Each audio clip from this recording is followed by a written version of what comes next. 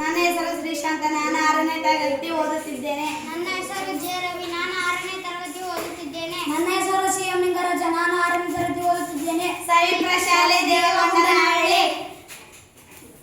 ಪ್ರತಿಯೊಂದು ಅಡಿಗೆಯು ಪ್ರಾಣಿ ಅಥವಾ ಸಸ್ಯಗಳಿಂದ ದೊರೆಯುವ ಒಂದು ಅಥವಾ ಹೆಚ್ಚು ಘಟಕಾಂಶಗಳಿಂದಾಗಿರುತ್ತದೆ ಎಂದು ನಮಗೆ ತಿಳಿದಿದೆ. ನಮ್ಮ ದೇಹಕ್ಕೆ ಅವಶ್ಯವಿರುವ ಎಲ್ಲ ಪೋಷಕಾಂಶಗಳು ಈ ಘಟಕಾಂಶಗಳಲ್ಲಿರುತ್ತದೆ. ಕಾರ್ಬೋಹೈಡ್ರೇಟ್ಗಳು, ಪ್ರೋಟೀನ್ಗಳು, ವಿಟಮಿನ್ಗಳು, ಕೊಬ್ಬು, ಖನಿಜಗಳು. ಕಾರ್ಬೋಹೈಡ್ರೇಟ್ಗಳು ನಮ್ಮ ದೇಹಕ್ಕೆ ಶಕ್ತಿಯನ್ನು ಒದಗಿಸುತ್ತವೆ. ಕೊಬ್ಬು ಸಹ ನಮಗೆ ಶಕ್ತಿಯನ್ನು ಒದಗಿಸುತ್ತವೆ.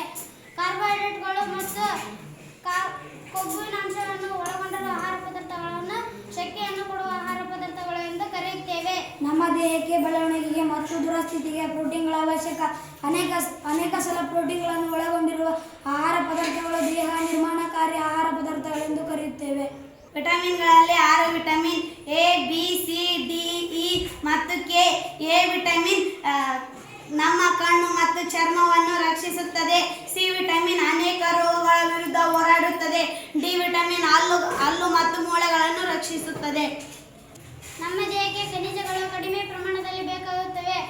ದೇಹದ ಸರಿಯಾದ ಬೆಳವಣಿಗೆ ಮತ್ತು ಉತ್ತಮ ಆರೋಗ್ಯವನ್ನು ಕಾಪಾಡಲು ಇದು ಸಹಾಯ ಮಾಡುತ್ತದೆ. ನಾರು ಪದಾರ್ಥಗಳು, ಧಾನ್ಯಗಳು ಮತ್ತು ಬೇಳೆಕಾಳು, ಆಲೂಗಡ್ಡೆ, ತಾಜೆಹಣ್ಣುಗಳು, ತರಕಾರಿಗಳು ಇವೆಲ್ಲ ನಾರು ಪದಾರ್ಥಗಳು, ಆಹಾರದ ಅಗತ್ಯ ಘಟಕಗಳು.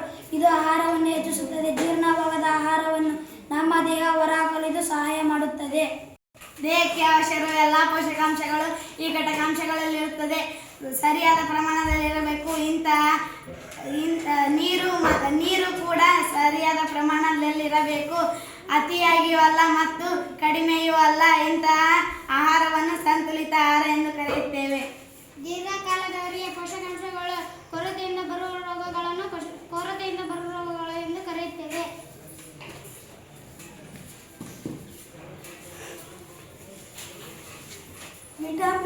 ವಿಟಮಿನ್ ಖನಿಜ ಕೊರತೆಯಿಂದ ಬರುವ ರೋಗ ಲಕ್ಷಣಗಳು. ವಿಟಮಿನ್ ಎ ದೃಷ್ಟಿ ಕಳೆದುಕೊಳ್ಳುವುದು.